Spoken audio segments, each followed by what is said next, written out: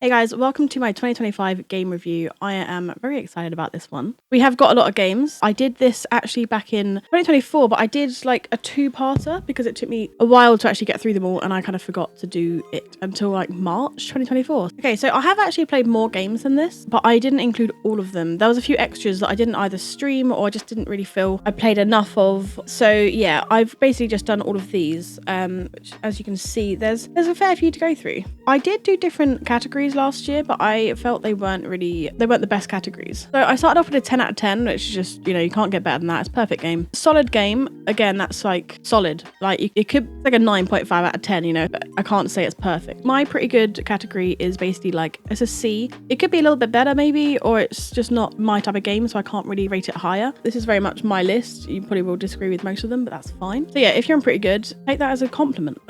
Could be better.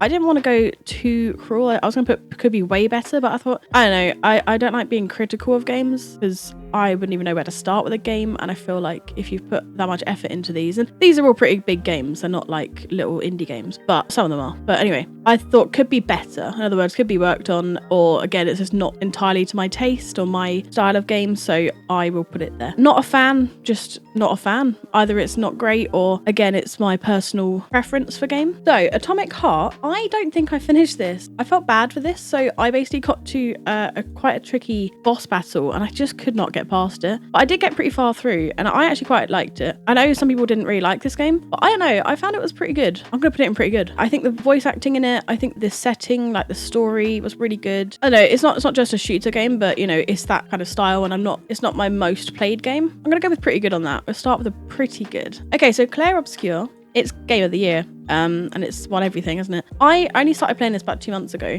I am in love with it. I wouldn't have thought it was my game at all. I saw some people play it. I thought, nah, this is not my game. But then I thought that about Baldur's Gate, and that was my favorite game ever as well. Expedition 33, I'm gonna have to put it in a 10 out of 10. I'm not even finished. I'm about 30 to 40 hours in. I love the characters. I love Esquier. He is the best boy in the entire world. I really enjoy the gameplay. I quite like the turn-based combat. But yeah, Expedition 33, 10 out of 10. I cannot put it any lower. Okay, so Dead Take is a game featuring two quite big voice actors, and they are actually in it. And honestly, I really, really love this game. I really got into it. It's a very good psychological horror. There's a lot of acting that you're watching, and you kind of forget that you're playing a game. The psychological horror side is really good as well. It really gets you thinking, really gets you on edge. Yeah, the acting was brilliant. And I really enjoyed the fact that you aren't really sure who you are for a while. You're not really sure which character is the bad guy throughout the whole thing. And so yeah, I'm gonna go with solid game. I don't think I can say 10 out of 10. Okay, we have Dispatch, which is another big game. Again, so this was released fairly recently. I think it was like November.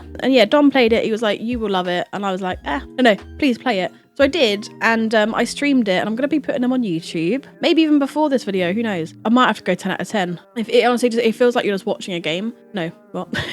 It feels like you're just watching a show, and then you're like, oh shit, I'm actually playing. Basically, you have decisions to make. You are a dispatcher of superheroes, and all of them are very unique characters. There's a lot of big voice actors in the game as well. So yeah, Dispatch is another brilliant game, and honestly, the characters are just the best. So yeah, I'm going to put this probably in a 10 out of 10, I think. Oops. Okay, Don't Scream Together. I literally played this 4 days ago. No, 2 days ago? I don't even know. It was very, very recent. It's got mixed reviews, and I was quite disappointed by them because, yeah, the developer put a thing basically saying this is not an expensive game. This is meant to be a fun game that you play with friends. And honestly, we had a great time. We really enjoyed it. I don't see why there's negative reviews. If it was, a lot of money, fair enough. I'm going to put it in the top of pretty good. I feel like a lot of games recently are sort of more co-op, funny, so they will be ranked higher, even though they are smaller games. Don't Scream Together in pretty good, which as I've said, is that's not like, it's pretty good. I'm saying like, that's pretty good.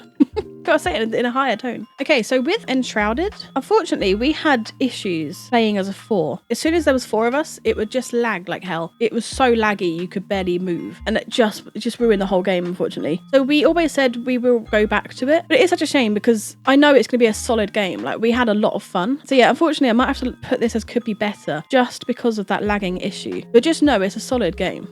It could be better, but really it's here. If they can fix that issue into next year, we will be playing that more. As I said, we really did try, and it is so up our street. And so posh. so up our street. So if anyone's watching this, please fix it. All right, so Escape Simulator. Me and Dom played this a little bit November, maybe. It's another newer one that I've played. I love an escape room type thing. I really found this game has just got everything that you need for it. I think if you were to sort of judge a book by its cover, but in a game, judge a game by its cover, you know, I definitely thought, oh, this is gonna be really easy because it looked a bit kiddie. However, it's not. It's actually quite difficult.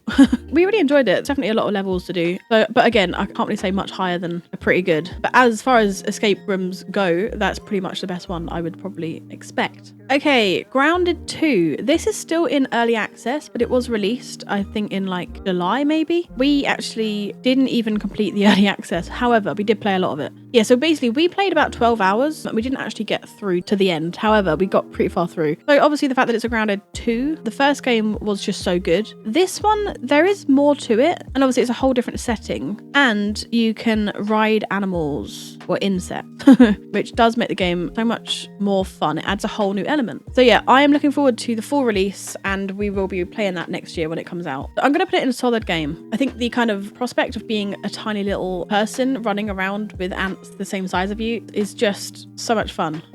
I don't know why it's so fun, but it just is. I think it's just a very unique game for that. Okay, a little to the left. Honestly, I might have to put this in 10 out of 10. So I remember rating Unpacking, which is a similar style game in terms of sorting. I ranked that quite low because I just felt like I was missing something. This game isn't that big and I kind of just want more. I just want them to just keep releasing new games because I could just play forever. Love sorting things into where they're meant to be and figuring out, you know, where they're meant to be. It's just the most satisfying type of game. I have to put it in 10 out of 10 because it is exactly what you want. It's what I want.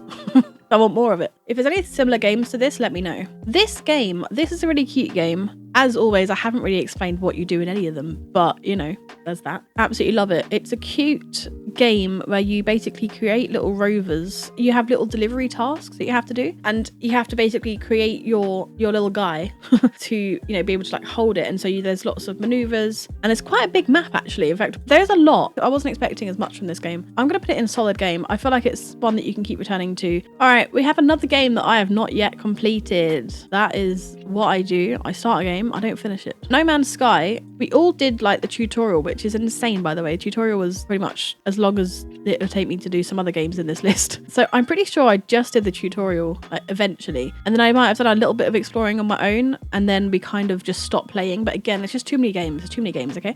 This is definitely one that I will return to. I think it's a beautiful game. There is so much to explore. There is so much to do. Dom has played so much of this. He showed me where he was and I was like, oh wow, okay.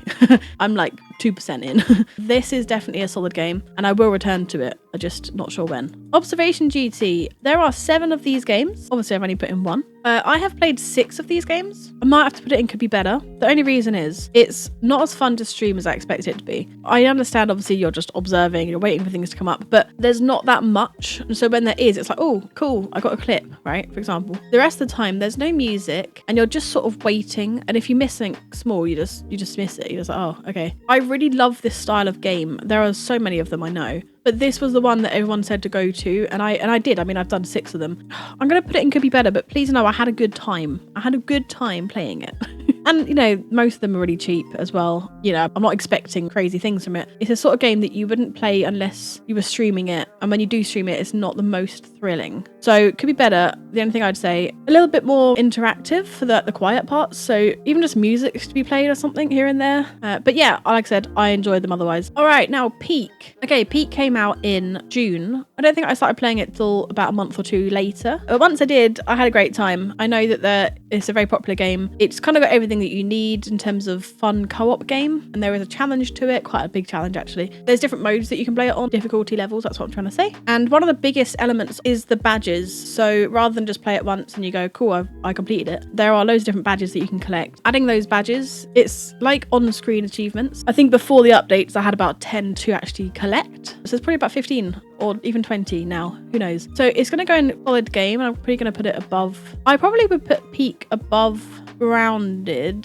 2 and not Dead Take. I think that's fine. I think that's good. This game I also played quite recently. I think it came out just after Halloween, maybe. It's got an update coming out. So I want to know what the update is. I want to see what they do with it. Again, I think this is actually quite a good challenging game. It's actually quite hard to get past. I don't know, I think our best is day 11. You basically have to just keep delivering pizzas. So you have to hit a quota. And, you know, it's very easy to die in the game, especially the further through you go. There are so many new areas that you go to. But it is really good fun. It's a classic game like Repo or Peak or Lethal Company, you know, those sort of games. I might put it in Could Be Better. I think there's definitely a few things that they're working on. So I'm going to put it in there just because I know that they're working on things, but it is really good fun. And I look forward to playing a bit more of it as well. Okay, it's Power Wash Simulator time. Okay, I basically lost my life to this game. The reason that I wanted to play it was because I knew that the second one was going to come out. I played it this year and I thought, cool, I'll just do a couple of, you know, things here and there, maybe have a few hours in it. And then 129 hours later and 100% achievements, I've completed the game.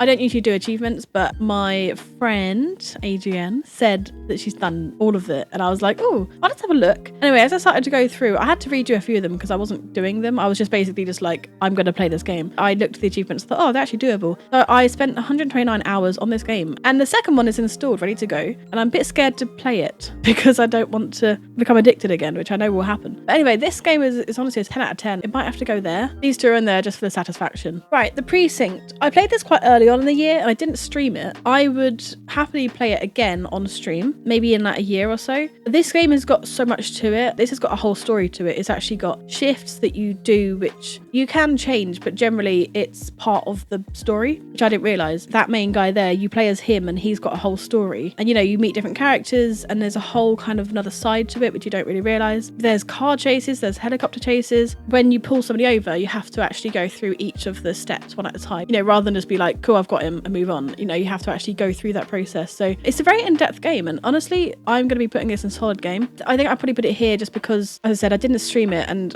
when I don't stream a game, I can really focus on it. I find if I do stream a game, I don't pay attention to the story. Okay, we have Repo. Repo might have to be a 10 out of 10 for the amount of hours I've got in it, which is, I think is 130 now. Yeah, so this is on par with Power Wash. What started off as a game that I thought would be like Lethal Company, which it is, but I ended up spending so many hours on it. We've had so many streams on Repo. It's just funny, it's quirky. They have great monsters. There's so many clips that you can make from it as well. The fact that you can die and be revived is a big factor. There's just so much interaction in this game, and I think they've done it so well. So yeah, it's gonna be 10 out of 10. Okay, Shadows of Doubt. Basically, Shadows of Doubt is a little detective game. It's really, really fun. Again, you have the board. You can match different things to different people. There's phone numbers that you dial. You can go to different places. You can break into places, but you get like fingerprint scanners. Honestly, I loved this game and I actually completed it. I wasn't expecting to. I love this game. I think this game is really, really fun. You really do feel like a little detective going around the little town. So I'm going to go with solid game. Okay, so Talos Principle 2. This came out and this was a new style of game. So whereas in the first one, it was just pretty much levels, this game is like a whole new game. You're basically on a mission. There's people that you talk to, you're walking around. There is a lot more story to it, which I don't think people, well, I wasn't expecting it. I was just expecting another round of puzzles. And now I'm thinking, did I complete it? I don't think I did yet again, but I did play a lot of it. And actually, I quite like the new element of it. I just don't think I was expecting it. I'm going to put it in pretty good. I think with the puzzles of Talos Principle, there's nothing quite like those. Okay, Wrecker. This game, again, I played offline. It's a little indie game and you play as a little witch. And I found this game really, really cute. I tried it once and then I thought, oh, I'm not really into it. And I came back to it and I actually had a much better time. It could be better. So it's a little bit janky, I think is the right word. It might not be everyone's game, but it is a cute game. There's little projects that you can do, but I found the tasks quite tricky, like to know what you've done and where to go. It wasn't always the most clear. And so it felt more like a kind of cozy game with a few little things that you can do, but it's almost like the vibe was more just to be in the game. I think I'm going to put it in Could Be Better just because I just feel like there was something missing. You know, I felt it was cute and I like being in the game, but I just couldn't really play much more. Not bored, but it's almost like, okay, I want to play, you know, and I was just sort of walking around a lot of the time. But again, that's just my preference, I think. So I feel bad putting it there, but that's what I'm going to have to do. Okay, Spiritfarer. Oh, this beautiful game. I tried this game a couple of years ago. I don't know. I think the reason was I played a little bit of it and then I stopped. I returned to it and I thought, I don't know what on earth I'm doing. I didn't know where I was. So I basically started from scratch this year. All right, I was rudely interrupted by a phone call. I can't remember what I was saying, but basically, yeah, I tried it and it didn't work. I didn't work with it. And then I played it again from scratch and I fell in love with the game and I just had the best time. The characters are beautiful, but basically you are a Spiritfarer. I didn't really understand what that meant when I first played, but now it makes sense. You fare them off. It's a gorgeous game and there's a lot of map that you can go through and there's a lot of looting that you can do essentially to then build things and create new houses on your ship. You basically house all these spirits and then when they're ready you send them off. So it's quite an emotional game. You get very drawn into the characters, but as I said, I think most people would appreciate the kind of side projects and the bigger map and the fact that it's not just, here's a spirit, there you go. There's more to it. You have to actually kind of manage that. You're basically a spirit manager. It might be a 10 out of 10 actually, or a solid game. I think I'm going to go with a solid game. But I'm going to put it on the top of solid game because I just think, I don't know, something's not letting me do a 10 out of 10 for this. But it is a solid game. It's a beautiful game and it's very emotional as well. All right, we're ending on a bit of a random one, but Chained Together, I played it for the first time this year with a few of the Freaks fam and we had such a laugh with it. But it's not a game that I would go back to. I felt terrible because I was always the one who would fall, causing everyone else to fall, but it was great fun. I'm going to put it in low of pretty good because I don't think it could be better. I think for what it is, it does what it says on the tin. It was a pretty good game. That is my list. I didn't have anything I wasn't a fan of. I'm pretty happy with this list. I realise you can't even see the bloody thing, can you?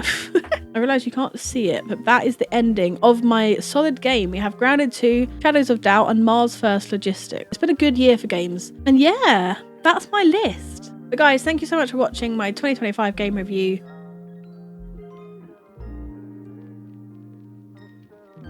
I hate recording. I really hate recording. I find if I stream, I can just talk and I'm just like, cool, I'm live, can't really change it. As soon as I'm recording, I get really anxious. Anyone else find that?